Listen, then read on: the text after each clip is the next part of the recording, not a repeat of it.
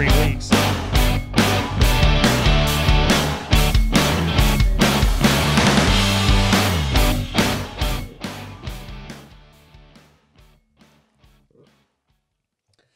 Y'all ain't gonna believe this. This is like 2 weeks in a row. Back to back. Back to back. I'm like Drake. Jordan, 96, 97. Going back to back. Something that the Braves couldn't do in 96 and 97. Lethal weapon. Yeah, Come on. Joe Morgan and the Blue Jays did that. Yeah, come on. So, not Joe Morgan, Joe Carter. Dang. hey, so we're back again. Back for the lucky episode number 13. 13. Give me Jerry Nadeau. Bro, you piggybacking. How? Because I said that shit. See, again, they don't know. We filmed this differently. Okay, give me the... You ain't got another 13. Yeah, give me the Casey Mears. Oh, yeah. Geico? And the Geico. Come on. Oh, give me Smokey Eunuch. Give me Reese Bobby. Reese Bobby. Reese Bobby. Okay. I win. Yeah, you do. All right. Congratulations. Yeah, appreciate that. Something that Troy didn't do last weekend as he got outran, but that's neither here nor there. When's the last time you won a race? 2 weeks ago. 2 weeks ago. 9 points. Fruitland Park. Participation Award trophy. Dirt Devil. Triple heavy. Dirt Devil. Heavy. Your boy lost weight. All right, then. Are we going to get it salty about you not winning a race? No, Come on, Cupcake. Cupcake. And what they call you on Facebook? Yeah. Yeah. No, the window folk. Yeah. No, hey. You know what's funny is I got people shit talking me about losing last week who ain't won yet this year. You know what I mean? Like, I mean, yeah, this guy was like, and I ain't going to call him out. You know, I like Kirk Morgan, you know, but he wants to sit here and talk about, yeah, he's on the radio, 98 or 94.1, 99.5. Oh, yeah, Morgan. He's a successful businessman for sure. yeah. Race team ain't worth a shit. Hey, they want to sit here and talk about the kit. I get it. Troy, you're not going to win every race. Hell, I know. That's right. I'll just take most of them. Like, you know what I mean? Like, win one before you step. Now we're starting to show off personal. Like, I didn't want to do it. This is why we should film the intro first. Like, we film it last to get a little saucy. I have to talk my shit. Like, you know, hey, I just don't like folk coming to me talking that noise who ain't won nothing. Like, shit, you run fourth, bro. You got 2 other cats to worry about before you start stepping to me. You know what I mean? Like, you better worry about getting on that podium. But either way. Either way. Wow. Hey, welcome. Yeah. We here now. Welcome to episode number 13 of Bench Racing. Damn, man. Every time, see, you get on here, you start saying some shit, you get me, because you know I get fired up. Got the sickness. What'd you say to Brian Green yesterday? That I got a way of getting you fired up. Yeah, you do, man. Like, I mean, I'm not, this isn't me trying to come on here and be combative, like, or some other F-cat words, I don't know. Like, I'm saying, like, I didn't mean to come on here and get all in my, but start talking about my territory. Get emotional. Oh, wait, hang on. Let me guess. If you go asphalt sprint car racing, you got to come through Troy DeCaire. That's just how I feel. Like, we've already went over this, and I know, and I appreciate it. A lot of people have started talking about episode 8. Episode 8, the Michael Goddard episode. I got on a little bit of a rant. Okay. There was some alcohol involved. But, I mean, it's all true. In fact, I finally went back and watched it, and I was like, yeah. I mean, I kind of wish you'd have pulled me back a little bit. I mean, but that's just exactly how I feel. Like, yeah. I mean, and if you don't feel that way, then don't race. Don't. You want to know how I feel? I feel like that I couldn't have bought that case of beer tonight without Rage Bull Racing Engines. Did a good job there. That was a smooth transition. Hey, I'm getting a little better. Hey. Watch out, Bubba. I'm coming for your AM job. Oh, never mind. Damn, guess he ain't coming to our show no more. Bubba's my dude. Hey, you ain't got no AM gig. I bet our Facebook. You know what? But I digress. Either way, our little Facebook McGillicuddy here. Let's talk about Raging Bull Racing Engines. So that was my first time plugging it on myself. The World 100 is this coming weekend, and Go-Kart World 100. Raging Bull's getting ready to load the trailer up from old Polk County, Lakeland, Florida, and head on up to the World 100 and try to go get a dub. And they might not get a dub, but I tell you what, if they don't, it ain't going to be because of motor. There's probably them tires. Might be a tire game, might be a setup game, but it ain't going to be because of them damn Raging Bulls. I tell you what, when they fire them up there at Crossroads Motorplex, owned by Mr. Wade Motorplex. Murphy, them damn Raging Bulls will snatch a knot in your damn neck. So I tell you what, if you need anything, clutches, tires, motors, tire buckets, tire preps, pulleys for your Caterpillar, tire sponges, if you need any kind of machine work done, if you need a neck brace from Simpson to keep you from getting whiplash from all the torque in that son of a bitch, you call Raging Bull Racing Engines. Come on. For a good time, call 863-944-4214. And I don't even know how many shows that is. I done memorized the phone number. I call them frequently. No, and did you see the post? Did you see the post? They're welcome. You're welcome. Hey, clearly, like you said, it's science. Yeah. Oh, yeah. I mean, oh, you spend a little bit of money, a small monetary investment with bench racing, and easily quadruple your business. Exactly. I mean, he had a bench. Speaking of bench this racing, must have been why Warren Buffett texted me. Like, he had a bench.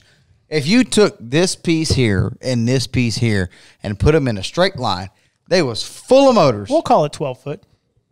Yeah, I ain't real good with the measurements. Hey, My eyes are going bad in my old age.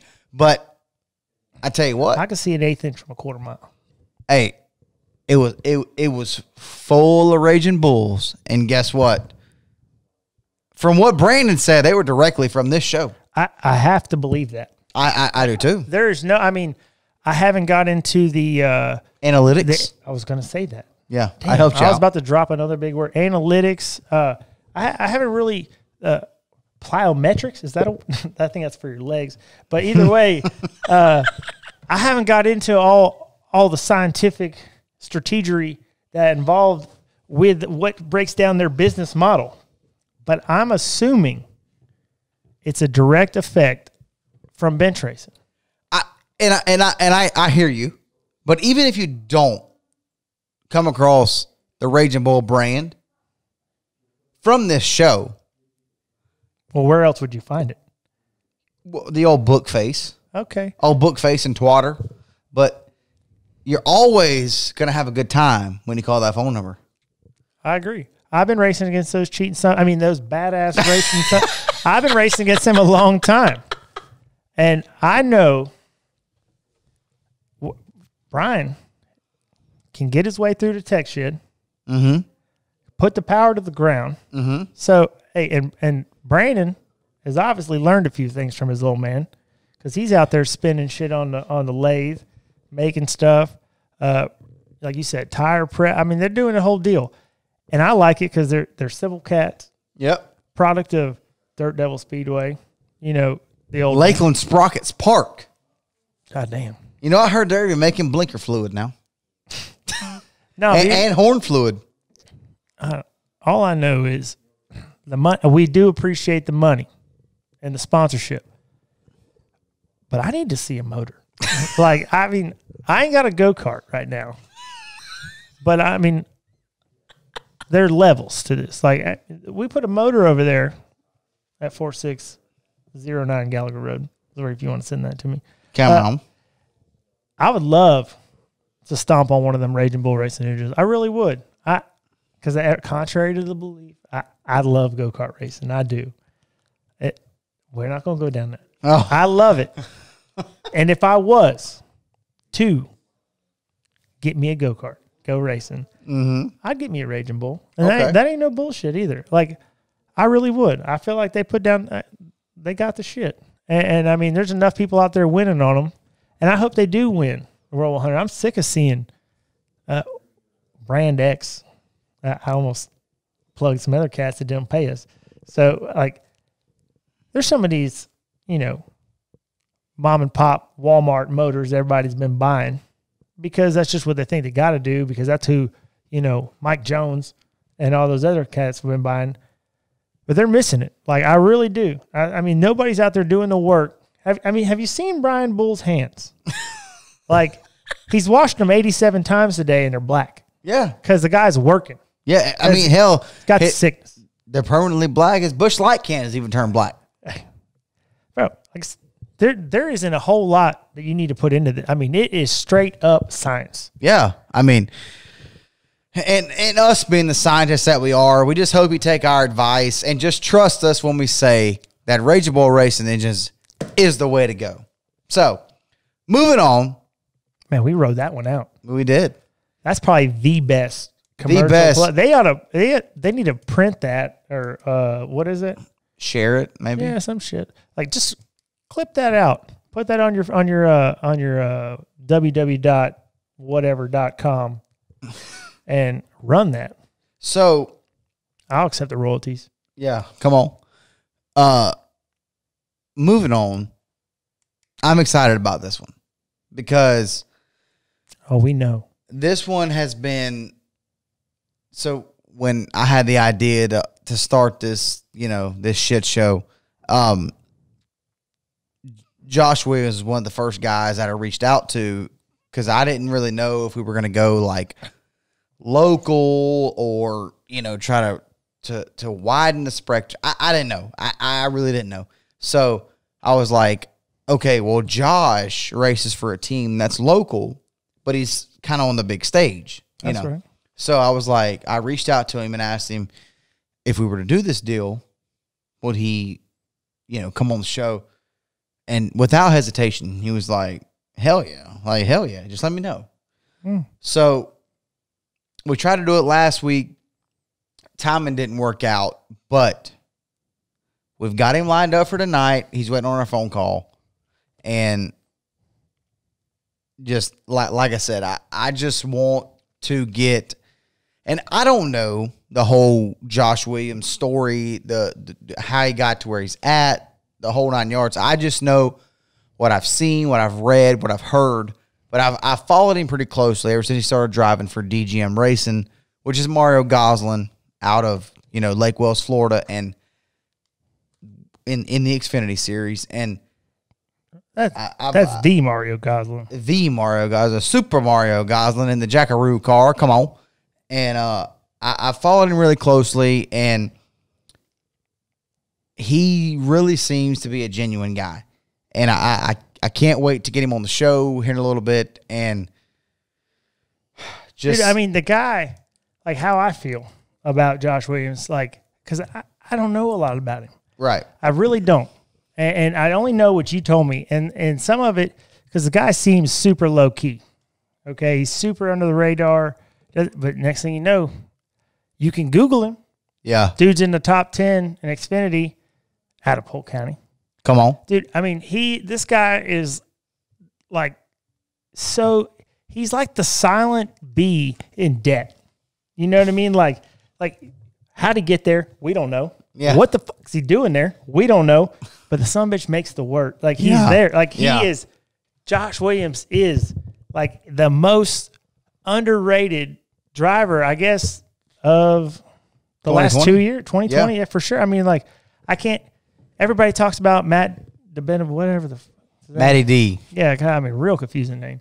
And then, like, some of these other guys, he sneaks in here, this, that, but you've heard of it. And they're racing for a marquee team. So the Wood Brothers, this, that, like, Josh Williams, like, I bet you half these cats are over there at home right now Googling Mario Goslin. You know what I mean? And, like, and they should know, if you're a historian, you should know who Mario Goslin is.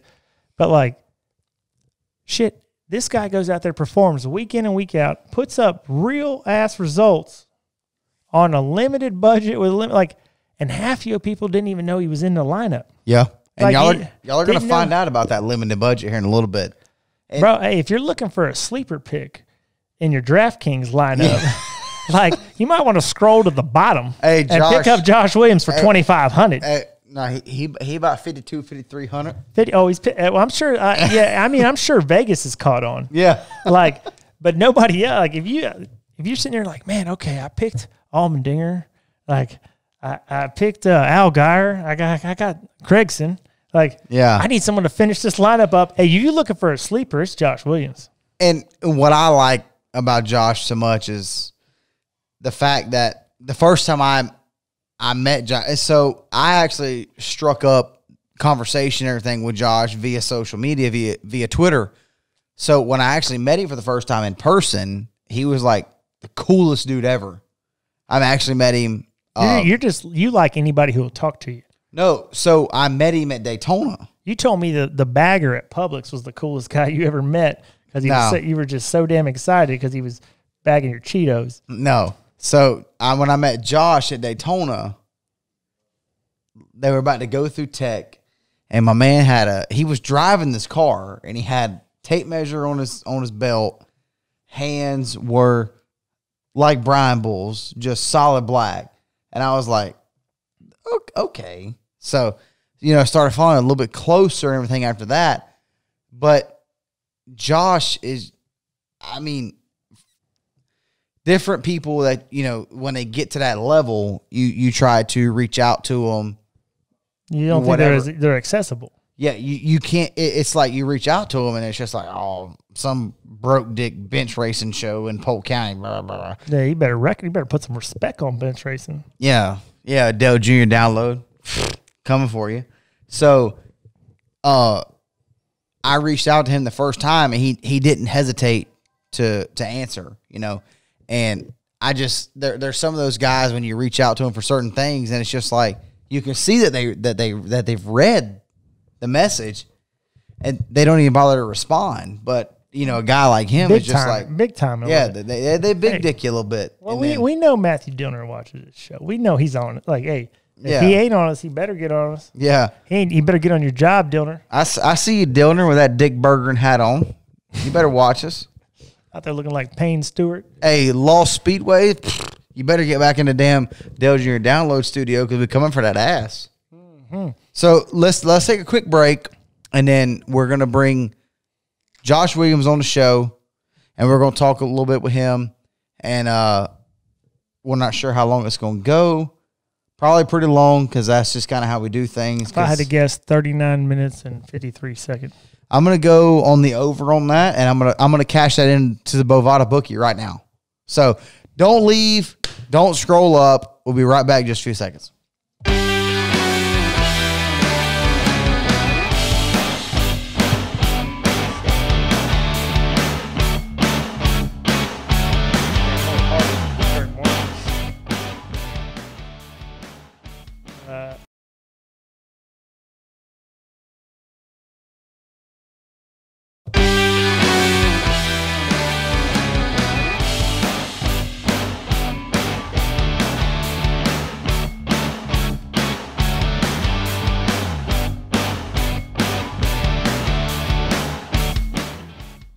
All right, here we go. Pretty excited about this one. Asked him a while back when we thought about starting this deal. I asked Josh when you thought about starting this deal. I didn't think about nothing. When I thought about starting, baby. If I wanted talent, I'd call Joey Aguilar. Oh, goddamn. So I called the eighth. So, anyways, oh shit, you're gonna get me wrecked. So it won't be out till Monday. It's all good. Oh, all right. When I thought about starting this deal, I messaged Josh on Twitter and asked him if he would do it, and he was like, "Hell yeah, man! Just let me know." So some time has passed, and I wanted to get a little bit of experience under our belt. This is good. I got some questions because I don't know. I'm like legitimately got some questions. Yeah. So let's do it. Let's What's call him with up. all them questions? Let's call him up.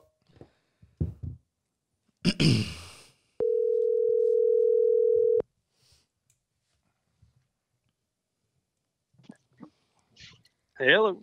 Josh Williams, you are on bench racing with Brian Danforth and Troy DeCaire. How are you, my friend? What's up, brother? Hey. I'm just working a little bit. We're still working, man. Oh, y'all still out there getting it in the JWM shop? That's right. What goes on down there? All of it, man. We do everything from Bandoleros, Legends cars, super late model stocks, road race cars. We do it all.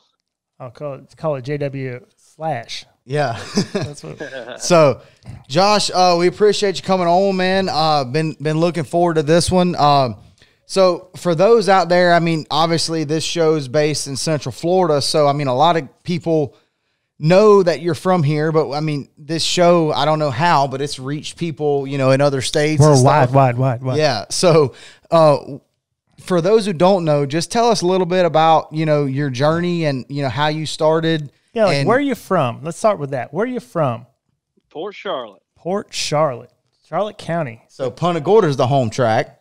That's it. So you started in what, go-karts?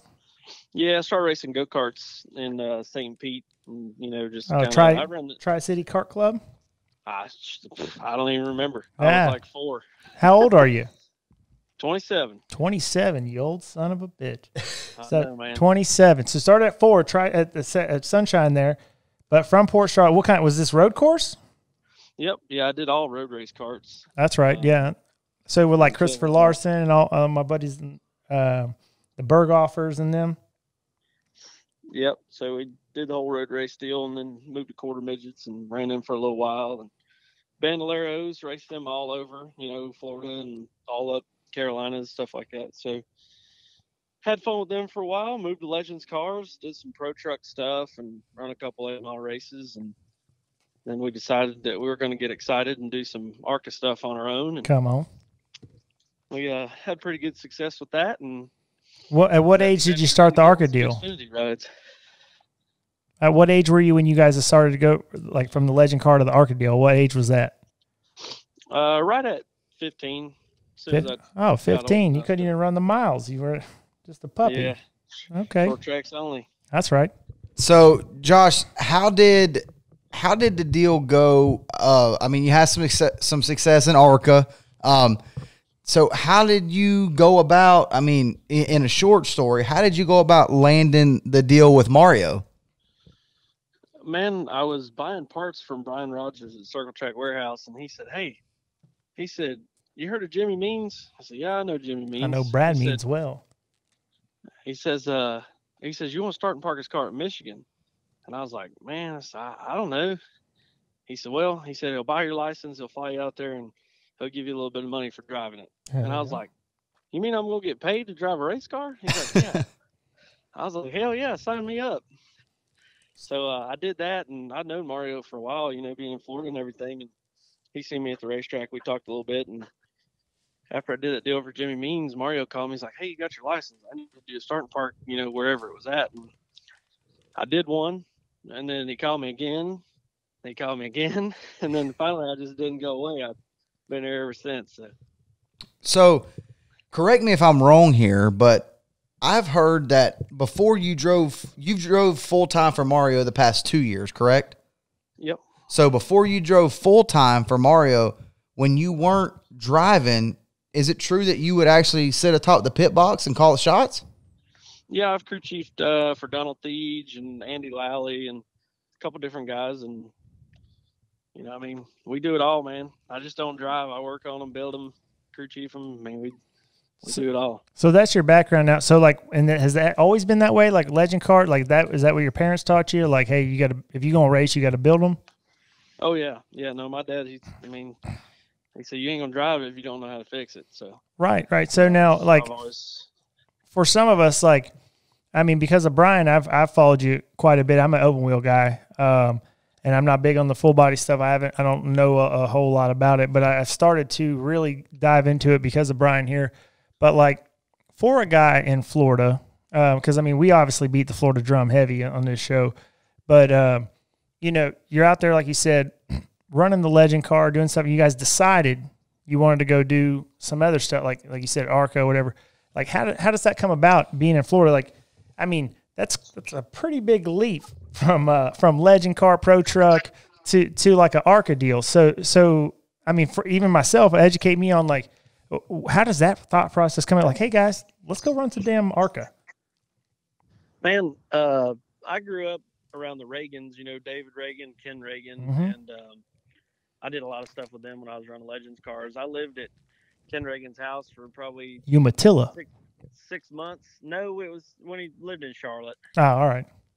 So I probably lived there for 6 months, and you know, I went a lot of places with Ken and met a lot of people, and he introduced me to a guy, Barry Owen, who did a lot of stuff for Mike Wallace and some other guys in the Cup Series and Xfinity stuff and the Goodies Dash and ARCA, and he crew chief Clifford Allison, and he done some pretty cool things. And we got to talking to him one day, and he's like, "What are you gonna do next?" So I guess we're gonna buy a late model. And he looked right at us. He said, "Why the hell are you gonna do that?" And I was like, I looked at him and I was like, "What does this guy mean? Like, what are we gonna do?" And he's like, "Why don't we build an ARCA car? We'll go ARCA racing." And me and Dad looked at each other like, "Nah, we can't afford that." Because it just seems big. Right. Is it relatively the same money to build one? Man, at that point in time in the ARCA series, 2009, I mean, you could go anywhere and buy a used Cup car for the big spring truck on cars. Yep.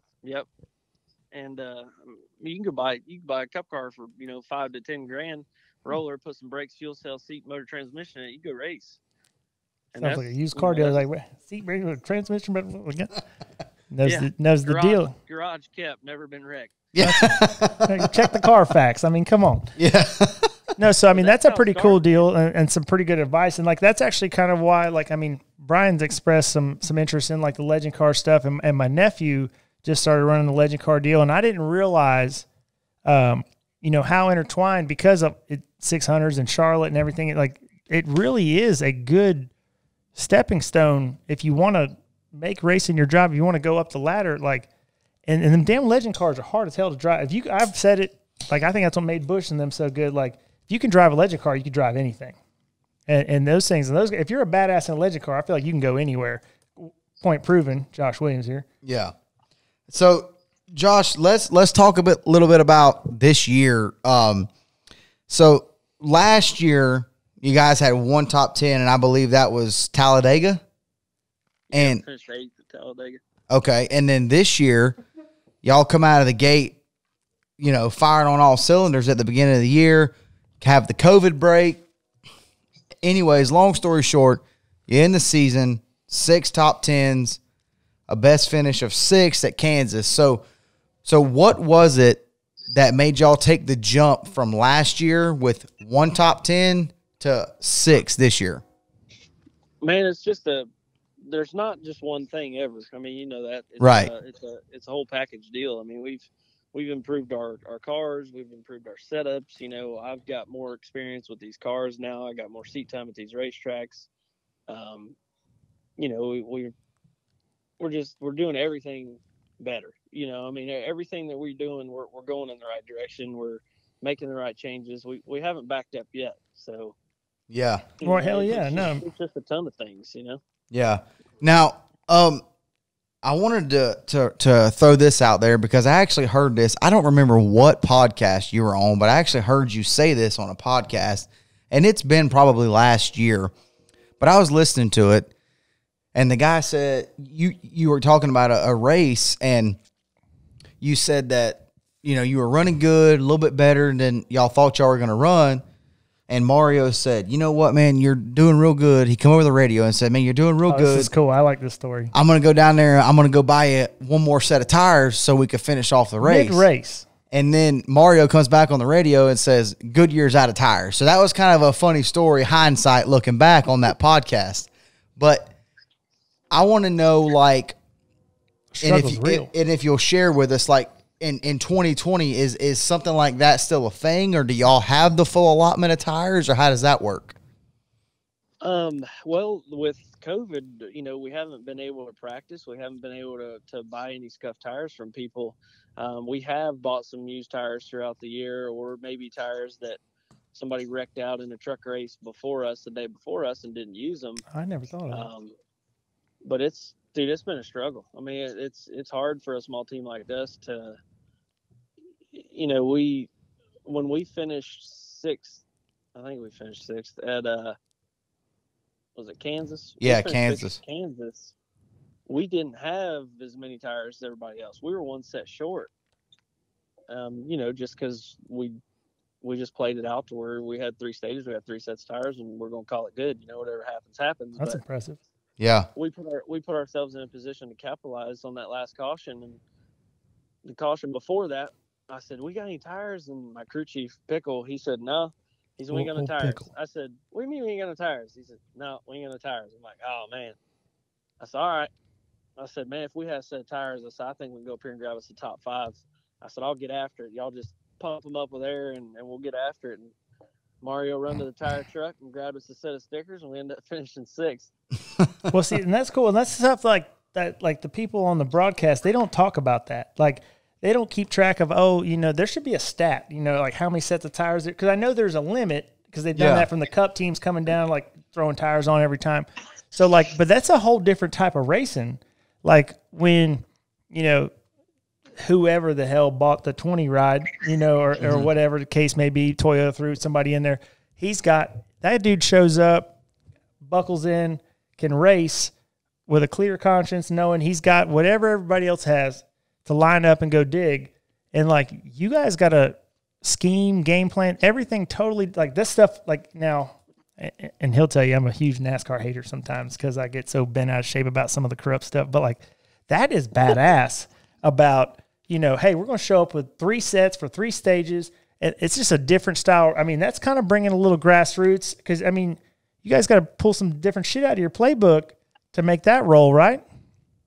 Oh, yeah. Well, people don't realize, man. They think that we're all, the people on the other side of the television, they're like, well, everybody's got the same car. That guy's just not as good. Right. That ain't the case. There's, everything down to the pit crew. We've got really good guys, but, most of our guys, they've got jobs during the week.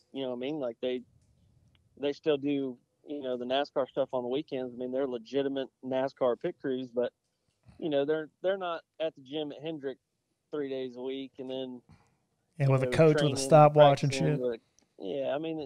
Which they do that stuff. They do it in the evenings when they're not working. But man, those guys, they work their ass off. It's tough. So, like you said, it's like there got to be a way to bring that to light. Yeah, it's like the kid shows up, he puts his helmet on, he goes out there, he don't care if he wrecks or not. It is what it is. But I'm hop on Daddy's plane, everything's gonna be all right. Yeah. Josh over there got to ride shotgun in the rig back to the shop over here, over to Walmart parking lot. We gotta bang these fenders out. We got Darlington next week. God damn it! Yeah, me and the boys gonna jump in the minivan. It's got 268,000 miles on it. Come on back to Concord. Yeah, there you go, dude. I dig that. See, this is the shit. Brian, obviously, I grew up a big Mario Gosling fan.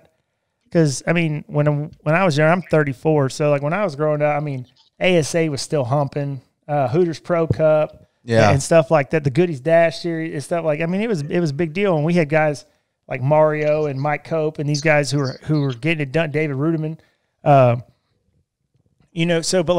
my ignorance sitting here, I don't know the stuff you go through on a weekly basis to run 6th at Kansas.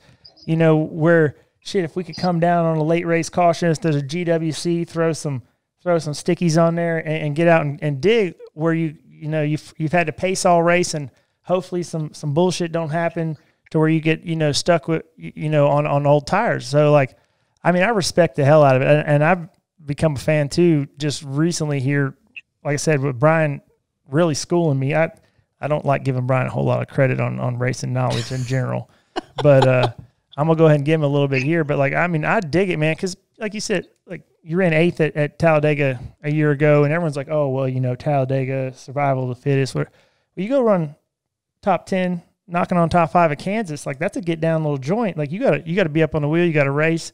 Shit's got to handle. You gotta be strategy, the whole deal. And the fact that you were calling races when you weren't driving, I think is super cool. Brian schooled me on that. So how did that happen? When you weren't in the seat, how did you get to, where they're like, all right, we'll put him on the damn pit box? Well, I do this for a living. This is That's what right. I do. So if I wasn't racing, I still had to go do something,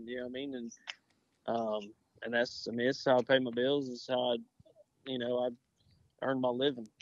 So it's, I had to do something. Now, Yeah, but it takes a lot of clout to be able to put it on the pit box. They got to go, all right, this kid's got the deal. Because, you're 27. That ain't old. I'm old, buddy. I'm 34, okay? That's I'm 72 in race car years. You hear me? So, 27, and you've already been, out there on the box, out there. Dude, have you climbed the wall and changed the tire yet? Not yet.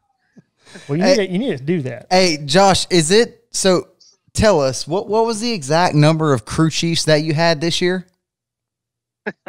It says I had I think 10 or something like that. He's like the Cleveland Browns. He's got like 8 head coaches. You know? Yeah, I think we had 8. And now, how does that come about? Just because of money and not being able, or guys do good with you and then they land a gig getting paid somewhere else? Like, how do crew chiefs get shuffled around? Is it just trying to find the right fit for y'all's team? Yeah, it's a little bit of everything. I mean, some of the crew chiefs that we have, they've got other deals, or they might do a truck deal or an ARCA deal or something or whatever. And we just find somebody on the weekends, and it's just tough to find somebody full time. I mean, you try to hire somebody full time and to be there all the time, but Mario shops in Florida, and a lot of those guys live here in North Carolina, and it's just, sometimes it's a little bit difficult, but I had Ryan London there at the end, like the last 5 or 6 races. And I mean, we worked really good together. I've known him since I was doing a little bit of stuff for GMS, I think back in 2012. And, we've always had a good relationship, and I think we clicked right there at the end, and we were just putting together really good races. Right. So, like, that's a 2-part. Sorry. I'm, like, legitimately, like, getting excited about this as we speak. So, sorry about that. No, you're good. Go ahead. But, like, one, do you guys have any affiliations with other teams that are helping you, like, get chassis and get stuff like that? No. We have purchased some RCR stuff, some junior motorsport stuff here recently, and but we don't have like an affiliation. Nobody hands us a notebook and says, here, this is what we're running, this is what you need to run.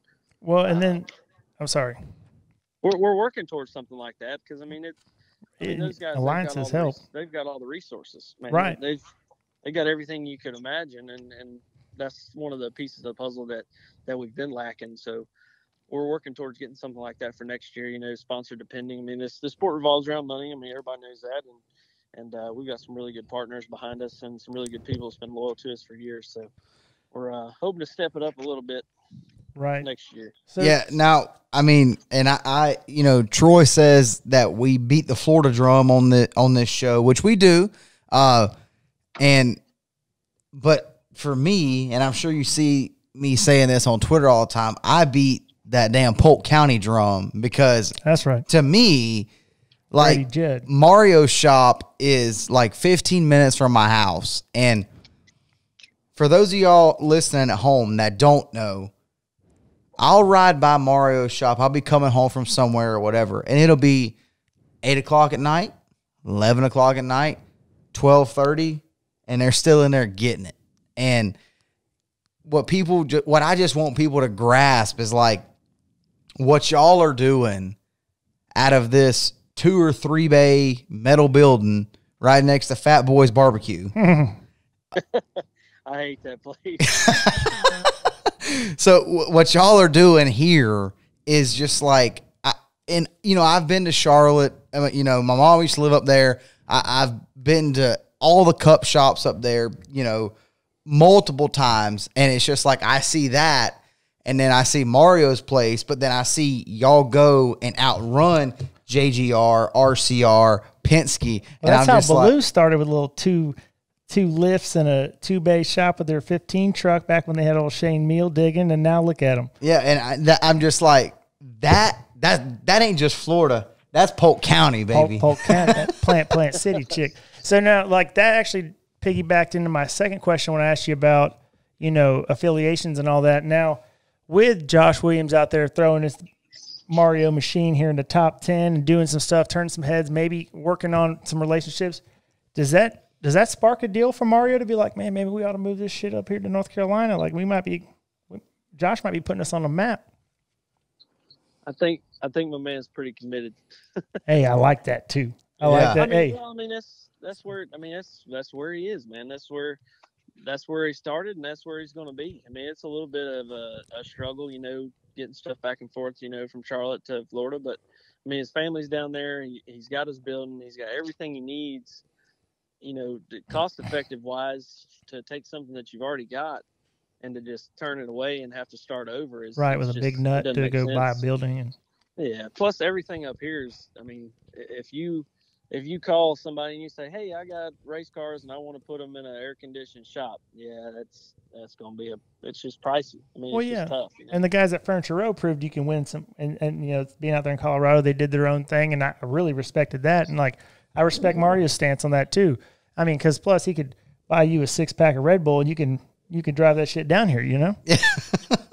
Hey, I ain't lying to you, man. We come down usually before Daytona, and this year when we come down for Daytona, man, I think we walked in the shop, it was like 8 o'clock, and we finally laid some car covers down in the shop at like 5:30 the next morning, and we took a nap until Mario woke us up. And he's like, I didn't even know you guys were in here asleep.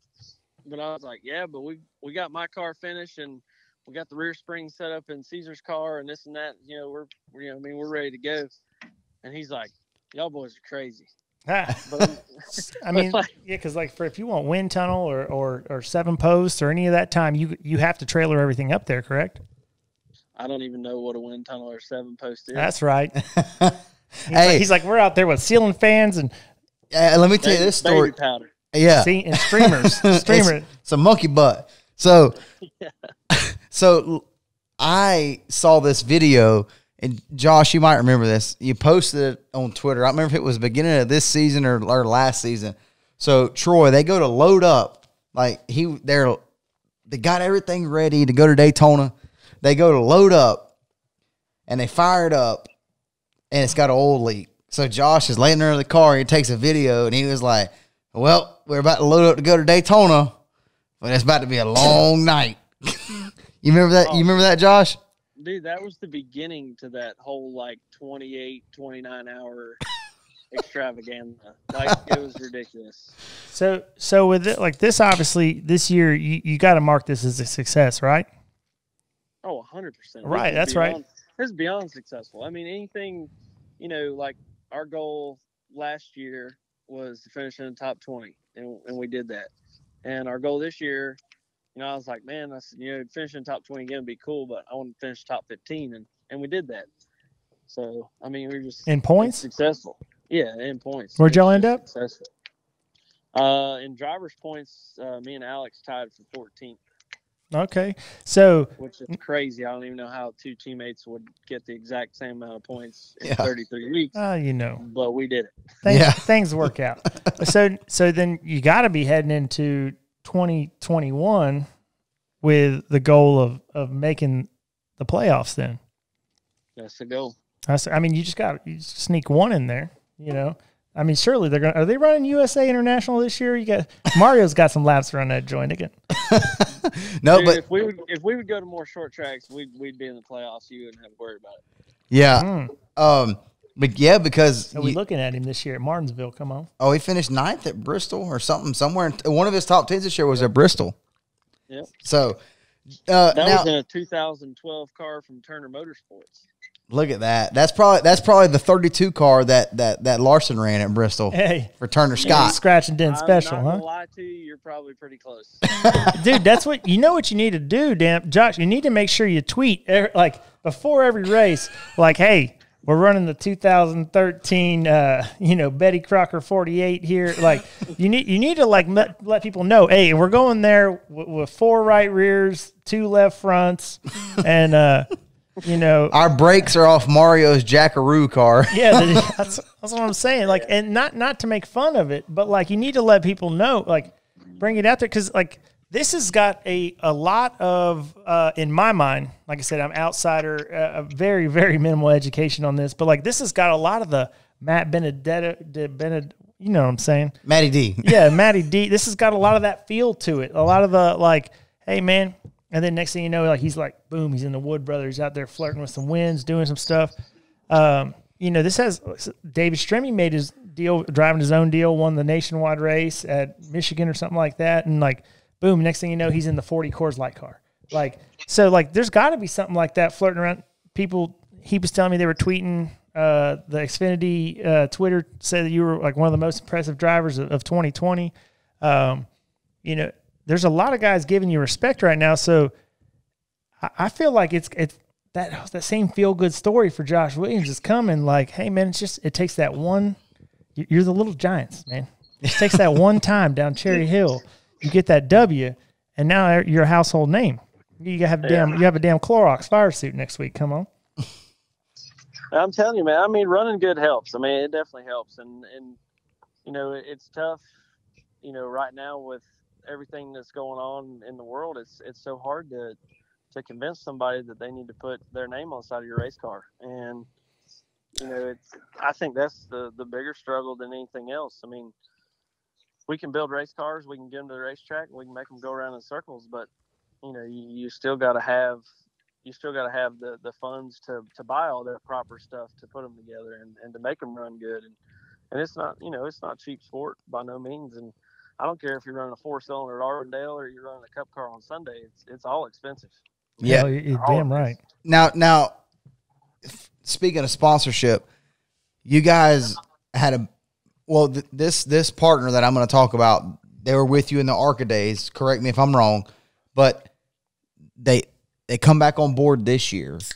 Seems like. So how does a guy like Josh Williams, and that's not to talk down or downplay or anything, but how does Josh Williams land the Musselman's applesauce deal? I love applesauce. My the lady who does all my marketing and tries to find us, our dollars, Megan Henriques, she was getting out of the sport. She didn't want anything to do with, she was kind of upset with how the model was, and it's kind of turned into a rich kid sport, yada yada yada. And one of our mutual friends called her and said, "Hey, before you quit, you need to call this kid right here." And they gave her my number, and she called me, and we talked for 30 minutes. And before she got off the phone, she said, I was going to get out of this sport. She said, but I've only been talking to you for 30 minutes, and I can tell this is going to be a blast. And that was back in 2014, and she's been with us ever since. And she's the one that had the Musselman's contact back when we were on ARCA. And dude, they're just good people. They're good, down to earth people. They've always been good to us. We've always been good to them. And it might not be some crazy amount of Gibbs or Haas money, but it helps us a ton. And they've always been loyal to us. They've always done what they say they're going to do. And that's huge. It's actually cool to have people like that, man. It's hard to find people who want to be with you for a long amount of time. And where are they out of? Pennsylvania. Now Megan is still with you, right? Yep. That's what I thought. I always see her, Twitter or social media type deal. But this is one of I got this, and I want to touch on one more thing, Josh. But the Josh Williams Hospital Tour, and Troy, I don't even think I've told you about this, but the Josh Williams Hospital Tour. Tell me how that came about and how you've kept it going for so long, because I mean, for lack of a better term, that is badass, my man. It's a life-changing experience, I tell you. We started in 2015. A mutual friend of Megan and mine that we were kind of doing some stuff with in the ARCA days around 2015 or so. Our little girl had leukemia. Her name was Anya Kale. And, they told me about the story and stuff, and, about where she was at. And, it was down there in Florida. And I was like, well, let's just go see her. So we went down to see her at her hospital, she called it. And we brought the car with us. That's cool and sad. Yeah. And I mean, I didn't know what to expect or what I was going into.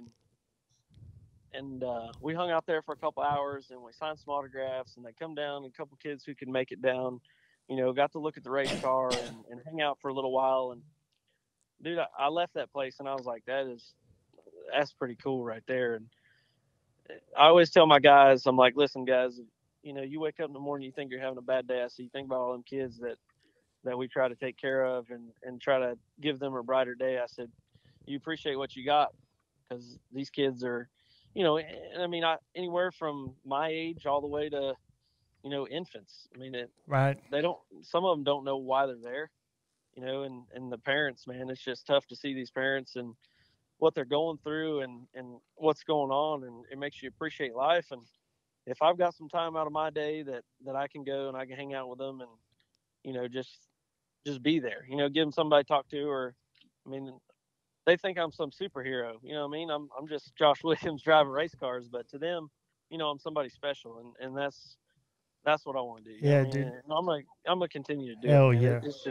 It's a good deal, and That's it's life changing. Like I said, man, it makes you appreciate what you got. Yeah, no, and then Yeah. that paint scheme that you ran at Phoenix with the handprints of the kids on the car was just that Dude, wrapped it up, man. I ain't shitting you. Look, my hair, like, I ain't got much hair on, but it's standing. Like, I'm a dad, okay? And I also lost my mother to cancer. So, I mean, stuff like that really hits home with me. And, like, I know it was tough watching my mother in her 50s pass from cancer, right? I couldn't imagine my kid going through it, right? And we're sitting here bitching about, oh, we only got 3 sets of tires. You know, we'd love to have that. We'd love to have that 4th set, and like sitting here acting like we got real problems. And these kids, like little baby girl having leukemia and stuff like that's insane. And I mean, and the fact that you don't have that, you know, sugar coated ride with the big sponsors and the big everything. You got to struggle just to go out there and run, right? And to put out the results you do, but to take time away from that to give to these kids, like you said, you are their superhero. And like, shit, I mean, on a local level, I know what it's like to have these kids come up to you wanting your autograph and doing stuff. I'm like, damn, kid, I really ain't worth a shit, man. Like, what? Like, you're way cooler than me, you know? And like, these kids out here fighting real world problems and stuff. I mean, help big, you know, kudos to you and your people for putting that on. I mean, I knew nothing about that until right now. And like, it's got me a little emotional about thinking about it. Like, I mean, you're fighting a big fight to take on NASCAR and to take on things like that's huge, but to step back and see what you really got and to be good to these kids, man, that's good shit for you, Josh. And I'm proud of you, man. Yeah. It's something that we enjoy doing and I enjoy doing it. And, you know, some people, you always got your negative Nancy's, you know, they're like, oh, well, you're just doing it, you know, so people like you or whatever, or you're doing it because your sponsors want you to do it. We've been to so many different places that people don't even know about. I mean, me and my wife, she set up a deal for us when we were in, I think it was Kansas. We went to Kansas and we went to, it's kind of like a halfway house for kids that, you know, they lost both of their parents or their parents give them up or something like that, or, you know, and we went and hung out with those kids. I mean, we've done different things, and I didn't post none of that stuff on Facebook. I didn't have a press release about it. You know what I mean? It's just something that you should do. You know what I mean? Just good, clean living right there, Josh Williams out of Polk County. Yeah. Hey, no, I really, hey, dude, for real, like, that's a big deal. Because, I mean, like I said, I went through the cancer deal on an adult level with my mother, and, like, what it means to those kids, I could only imagine. I mean, you're a damn NASCAR driver coming here and spending your day with them. Like, however big you get and wherever this journey takes you, I hope that deal grows with you. And I hope that, you know, you guys continue to do that for the kids. I mean, shit makes me wish I could do more for people. Like, I mean, really, I feel like, damn, I don't do nothing. Like, this guy's out here busting his ass to race, and he's out there blessing these kids. Like, that's just a big deal, Josh. I mean, and is there a foundation or a website or something like people could go to and people could look at it could help with this, or, you know, or is it just something independently you do? Yeah, it's just something that we do independently, and we've talked about it, you know, me and my wife and even, you know, Megan, we've talked about doing like a Josh Williams Foundation deal or something. But I mean, I don't know, man. It's one of those things where stuff like that's, you know, it's a double-edged sword. And right. And people think you try to make money off of you doing the right thing, yeah, Josh. You're doing the right thing, buddy. I mean, for real. Yeah. That's why. What we're doing is genuine, and I don't think even that way. No, I love it. I freaking love it. That's why you went out to Kansas, ran 6. That's good, clean living, baby. Yeah. I love it. Hey, and good for you, man. Hey, So- look, I got one more thing that I want to hit on. He's always got one more thing. Just I so got you know. one more thing He's I got want to hit on. 8 one more things. No, listen. Yeah, you're killing me, man. I'm trying to set my heights on my car for the Derby. Hey, listen, I the hear Derby. you. I'm sorry, but I'm trying to pack the cooler for the Derby. Goddamn, Jock. you're going to be at Punta Gorda next weekend? Oh yeah. We're going to be down there. So how did that deal come about? Whose car are you driving? They call him Baja Dave. I like it. I've Baja never met this Blast. guy in person before. He's a guy who had a kind of like a bucket list deal to race cars, and I don't know why, but he bought a Super for his first ever race car, and he drove it a couple times, practiced it a little bit, and then somebody convinced him to get a street stock, and I think he bought a street stock from Sapricone, and he's just had the Super sitting there for a little while, and one of the guys that worked for me, his brother was at Punta Gorda buying tires for his Cowboy Cadillac, and this guy was in there mounting up 2 sets of tires for his Super. And Joe Gentry asked the dude, he says, "Is Josh coming home for Thanksgiving?" I said, "Yeah, he's going to come down for Thanksgiving, and he's going to come help me on my truck." He says, "Well, call him, ask him if he wants to drive this guy's race car." So they called me, and we talked for a little while. I said, "Hell yeah, I'll drive that thing." So 10 I grand don't to know win. anything about it. I've never seen it. I've got a pile of parts I'm going to throw in the back of my wife's car, and I'm going to work on it Wednesday before Thanksgiving. Then we're going to go practice on Friday. So Hell yeah. That sounds like a great freaking story right there. Hell yeah. So Oh, you got that, and who are you running for in the snowball? Your own stuff? we're going to run I'm going to run the Flake. The 100. We got a, we got a car, a pro car that it's a brand hammer new 2017 Howe. Oh yeah, baby. Yeah, hey, That's gently right. used. Hey, that's the newest thing he's drove in 10 years. Hey, You ain't lying. all you gotta do is put some fresh stickers on it. I mean, damn. There you go. Hey, my buddy old man, it's Evan just- Jackson won a Race cars snowflake. are just pieces of metal. They don't have no sense. So. Yeah, they ain't got no feelings. That's exactly right. Exactly. So you're gonna run the Flake. So they're like, do you have any more plans throughout the year next year to run some super stuff, run some, maybe like the Rattler or what's that deal they run down here, the Icebreaker at Showtime? And I'm not sure. I'm gonna try to run a couple things. I might run a Legends car at Arbondale in December. they got that big deal, right? yeah. Yeah. See, so, I mean, you mess around and win the Bigley, you might have you a ride. They got 5 or 6 races paying 10 grand plus here in Florida. You might have you a ride with old what was his name, Buzz Lightyear. Who's the guy you're driving for? Baja Dave. Baja Dave. You and Baja Dave. Yeah, you guys could be out. Buzz Lightyear. What you know what I'm saying? I don't know whatever. You might have you go mess around, win the Bigley after bring some parts out of the hatchback. Come out here, put it down for 10 G's. Next thing you know, you could be running. There's a 10G at Auburndale. There's one at Showtime. There's a couple of these deals here. The Governor's Cup. I mean, next thing you know, you and Baja Blast going on a spree. I talked to him. I said, "Hey," because I told him I was going to run the Snowflake, and he said, "Would my car would be able to run there?" I said, "No." I said, "You got to run your car at the big race at the Derby." He says, "Well," he said, "we win the Bigley race, we'll go to the Derby." I'm like, That's right. Oh hell. No, that's exactly. Hey, you know what? Me and Brian will come down there and change tires for a pit pass. Yeah. Hey, don't threaten me with a good time. We take volunteers anytime we can get. We're gonna need some of them new Gen 1 love. Hey, I'm telling you, tires. hey, the next time you get somebody in an ARCA car, call me. I'll come over to Walt, baby. I'm a big boy. I'll hold that fuel can. That's right, dude. I ran most of my ARCA career off of fans walking through the garage helping us push through tech, so I know all about it. Hell yeah. Hey, Josh, we'll let you get back to work, man. Sorry for keeping you so long. I ain't sorry. That shit was great. It's so badass, man. It's so intriguing for the people who don't know, who don't have, Twitter and don't follow along. And hell, even as much as I follow along with the whole DGM thing and everything you're doing, everything Mario and everybody that has a part in the DGM thing is doing, I even learned stuff tonight that I didn't know. So thank you so much for coming on, man. We plan on being down at Punta Gorda next weekend, so If you'll oblige, we might come to you and do a little Facebook Live deal. Yeah, hell yeah. No, man, come hang out with us. You'll get to see you'll get the whole Josh Williams experience. That's Hell right. yeah. Well, dude, I just hit follow on Twitter right here on the at Josh, because I'm expecting you, like when you roll into Daytona, I want you to tell us, this is that 1988 Oldsmobile. This is the Dave Marker 71 that he ran in 97. Yeah. This is Hutch Strickland's 8 Circuit City car. Like, I want to know. Like, we need to know that shit, man. We want to know what you're doing. Hey, I'm pulling for you, and hopefully coming up, you guys put that bitch in the in the playoffs this year. You and old Super Mario, maybe take old Mario Cup racing soon. Come on.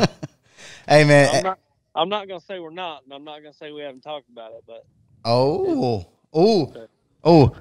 that's some spicy information that we're gonna end the show on right there. You see what I do out here? I'm out here.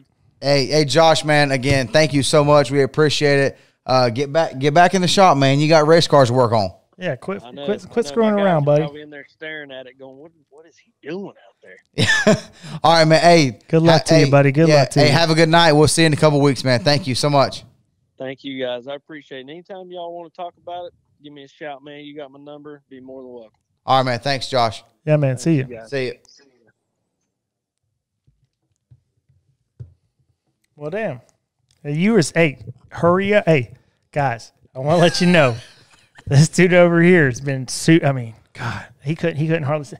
Josh texted him back about 15 minutes late last week and couldn't.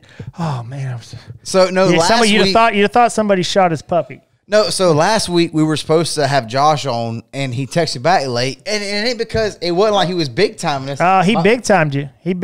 He was in there working on race cars. That's what he was doing. No, you said, hey man, I think Josh is big time. That's just what Josh he told me. Williams ain't big.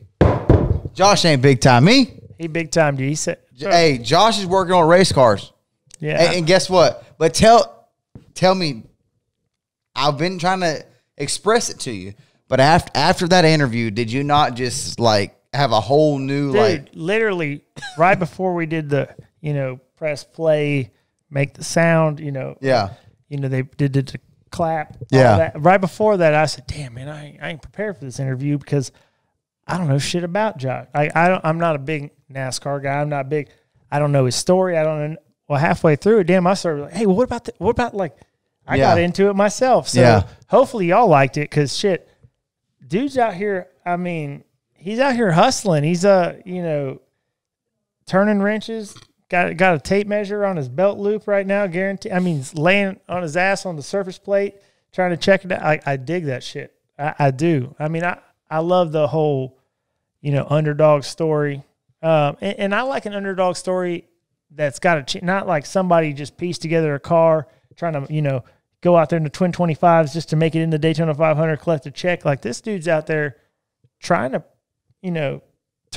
put that bitch in the top 5, knocking on the door. I mean, doing his thing. Like I dig that shit, man. I really do. I mean, I feel like this is like the 80s. Like it's back in the 80s, boy. Like he's out there, doing it. Like that shit's just, and it's a plus for us and for anybody. I mean, like you said, out of Polk County. Like, I mean, dude straight out of Kannapolis right now. Yeah. Hey, and it's just, I love it because, I mean, he moved up there. He didn't move up there to sit in his townhouse all day and play fucking Xbox. Yeah, he ain't on Lake Norman out there on Denny Hamlin's boat. Yeah, he's not on Lake Norman fucking shotgunning beers at the sandbar trying to just, oh yeah, I mean, I was in the NASCAR race. Like he was in the NASCAR race and he was a problem. Yeah. Like, hey man, we finished 6th at Kansas. What'd he say? We got to get back in the van that has 268,000 miles on it. I got Legends cars I got to go work on. Dude, I got late models I got to work on. Bringing down parts in his old lady's hatchback. Dude, sounds like he's got the sickness. Hey, Josh Williams officially. Dude, he got the sickness. I mean, he's like, oh, yeah, I'm 27 now. But 27, already been a crew chief, already been running ARCA, already been running this, already been running that. I mean, dude, and obviously, like, it's, Mario Gosselin, he's a staple in Florida racing for 2, 3, 4 decades now. Like, like you said, Jackaroo. Like these folks don't know what that was before Wing House and all this stuff. Like people putting Jackaroo on their wings. I don't know about a Jackaroo, boy. Bro, I know. It's like Penrose. And the old bricks on the car waxing that ass at USA, baby. Dude, the 10. Yeah, come on. Hey, I know the 10. Here we are. What is this? Episode 13. Look, Josh Williams, Lucky 13. Lucky 13. Dude, he's out there. Hey, Lucky 13. He's making the playoffs next year. Jerry Nadeau. Come on. Hey. In the Dan Marino car. Come on. In the First Union Dan Marino special. Like, hey, see, you didn't think I knew NASCAR. I played NASCAR 96, okay? Yeah. Like, on the Nintendo, you had to take the game and go stick it back in. That's what, damn it, my Dell Senior car won't load. That's what I mean. Half these kids in Xfinity and Truck and ARCA out there, they're trying to get a PS5. You know what I'm saying? He's just Josh Williams trying to get another set of tires. Yeah, I mean, dude, he's trying to get another set of tires. He's out there. I mean, you got to respect it. And I hope that this, because obviously this show's huge. And it probably. I mean, we got a whole 8 listeners. I mean, if he ends up catapulting up to Cup and everything, now we can't help but feel responsible. I mean, yeah, basically. So we put Josh Williams on the map. So Dale Jr., it's your fault for not following Josh that closely. Put him on your show first. So we beat you to the punch. Don't try to get him to come drive no JRM car. No, put him in that because we were first. Like that's he can come drive a JRM car, but just know that directly stemmed from the show. Yeah, I mean we're Christopher Columbus out here. I mean we are the Simon Cowell. Yeah. Of auto race. Like we see the talent before. Like we don't need to put them on NBC, right? On ABC, on Fox, on the Speed Channel still thing, well, whatever. Like they come here. This is a gateway. So we're Simon Cowell, and Josh Williams is Kelly Clarkson. That's how that works. Yeah, we put you on the map. I'm just kidding. Love you, Josh. No, I mean, we can't help but be partially responsible at this point. Yeah. Like it's science. Yeah. So this thing is empty. I need another one. So we're gonna go to break real quick. Good shit, Joshua. And the deal with the kids, man. He got me.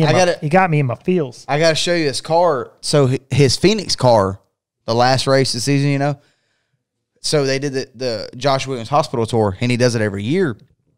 But what I was talking about in his interview, his paint scheme for Phoenix, the hospital tour, the kids did like paint handprints, and his car was covered in handprints for Phoenix.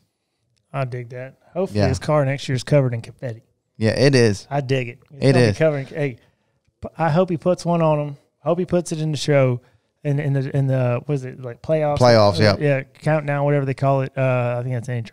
But no, I mean, big up, like Mario Goslin doing his thing, still staying true to Polk County. Staying true to Florida. Hey, Josh said he hates fat boys. The barbecue joint right by the shop. I was going to say, Josh looks like he's a little plus size himself. Like, I don't know. No. Hey. Looks like he's been hanging out at Fat Boys a little bit. Here's the verdict. Josh Williams got the sickness. Boy got the sickness. He's the real deal. The sickness. Hey, because I call it like I see it. I'll tell you if I think guy's real. Yeah. The guy's real. Yeah. Real deal. Yeah, he'll watch the show Henry gets done working on them race cars, and we're going to come right back to this show after we go take a bathroom break and a beer break. So that's right. Don't go anywhere. Don't swipe up on them Facebook. Hey, guess what? The next video of the girl twerking ain't better than bench racing. Stay tuned. Oh, it is.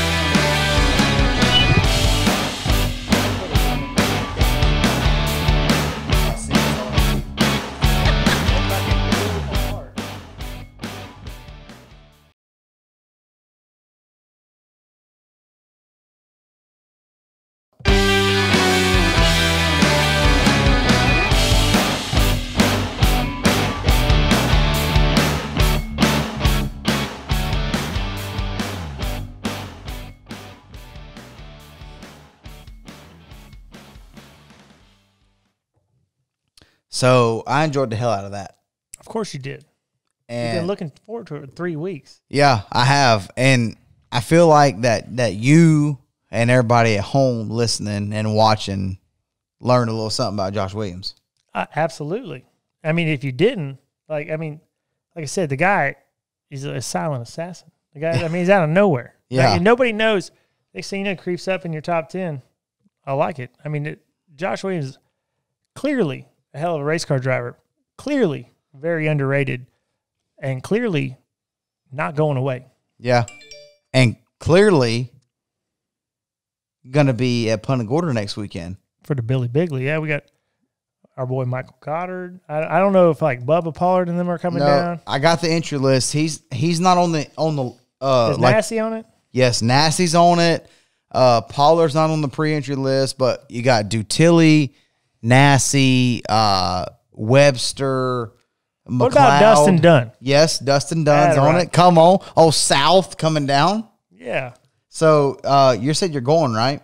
Yeah, I'm gonna be there because I told Goddard I want to help him. I mean, like he needs my help. I mean, the guy's badass, but like, I mean, what are you gonna do? Like, zip his fire suit for dude, him? I mean, really, me going down to the Billy Bigley is a lot like any fishing trip I ever went on. I'm just hoping for a photo that'll stick on the gram. Like, I ain't gonna chum no water. I ain't doing shit. I'm gonna chill near the cooler. Yeah. And if some shit goes down, I'll pop in the picture, you know? So Josh told us to come to Punta Gorda to get the full Josh Williams experience. And I don't know what that experience is, but if it involves maybe possibly 1 or 2 Busch Lights, I'm going. But even if it's not 1 or 2 Busch Lights with Josh, I know that Dustin Dunn's going to have some beer. Devin McLeod's going to have some beer. I will find a beer down there. I mean, I got a couple guys, like I said, I'm going there for Goddard and McLeod. I did some shocks for McLeod.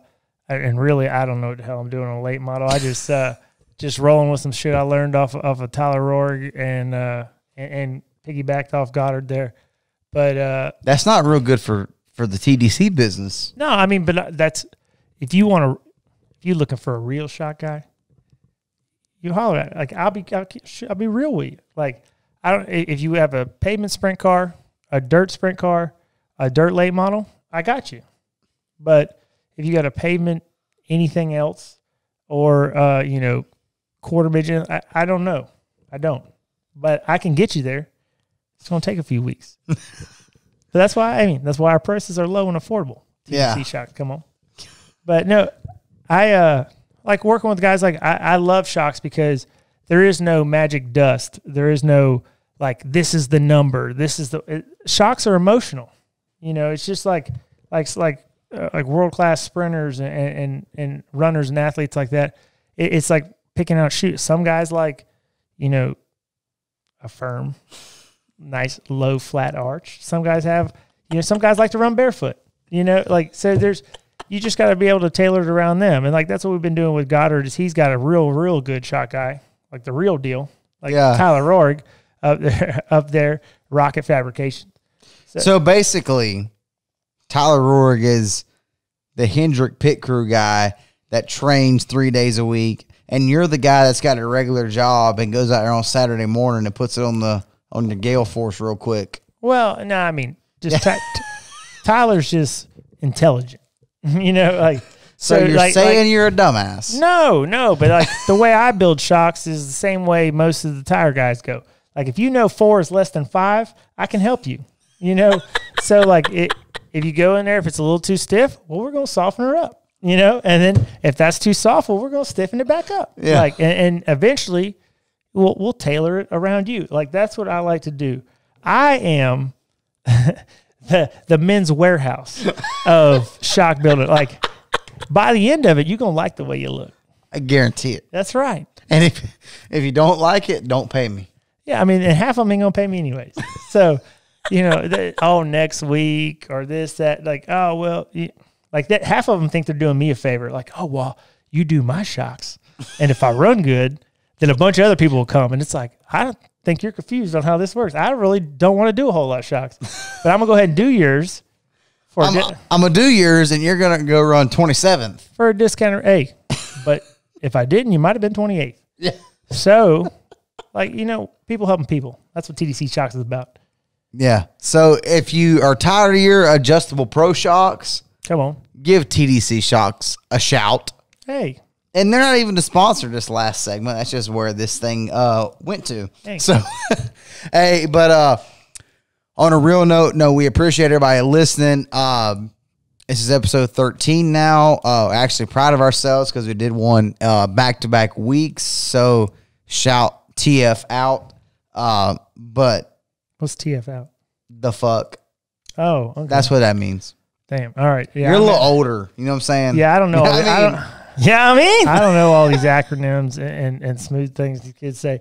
Like half the time, people write stuff in my text. I gotta like Google like, and then I figure it out, and I feel like a dumbass. But no, if you are in the local South Florida region in the next week or so, we got I don't know 5 or 6 classes down at Punta Gorda this weekend. I don't know if Showtime's racing this weekend. Auburndale is. They got the Legend cars, I think, back. Yep.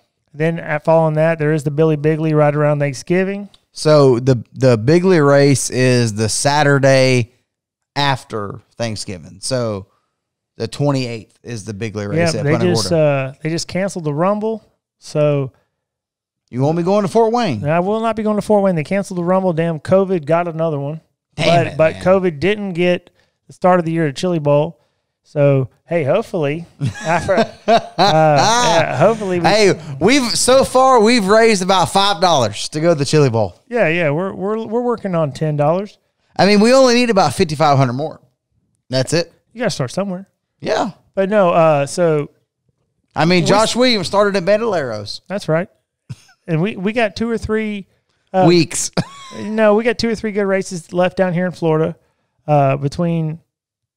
Like I said, Punta Gorda, there's 2 or 3 races down there. The Bigley, then I think they're heading off into Snowball, and then Snowflake and Snowball. Yep. Yeah. So I mean, there's still some good races left to come up to this year. Hopefully, we could get some more topics because, I mean, also before we go, I was making sure we weren't dead yet. Before we go, I've got to shout out my boy right here. L.J. Grimm. Little John Grimm. Hey, the boy did his thing. He did.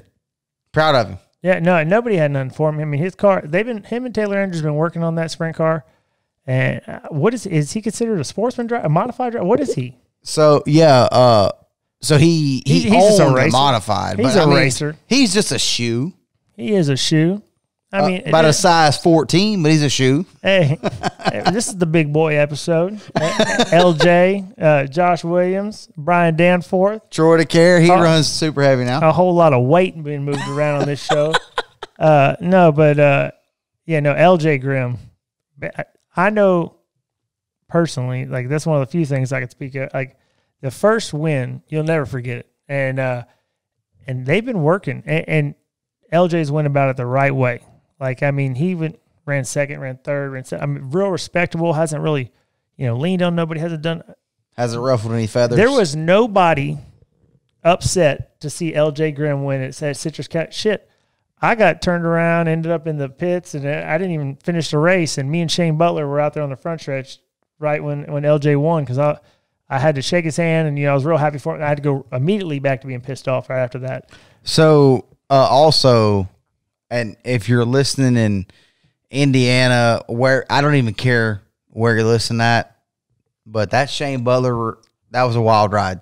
And I was so glad to see that he took that ride and immediately took the wheel off. Dude, talk about a big boy moving. Yeah. Dude, he was out. He was out. Somebody timed it like on Facebook from the time that the car stopped to the time he was out, but you saw the fuel running and everything, and I, watching the video back, like I knew he got out. I thought it was on fast forward.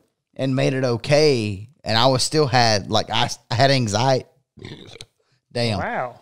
Damn. No, dude, they threw the red light on, and I wasn't even out of gear and stopped, and dude was out of his car. Yeah. Like, I didn't even acknowledge the flag yet, totally. Yeah. And dude was out. I mean, and nobody likes to see those wrecks, especially with the seat coming loose and all that. Oh, yeah, that picture. Oh, my God. Yeah, no, I mean, that's just nasty.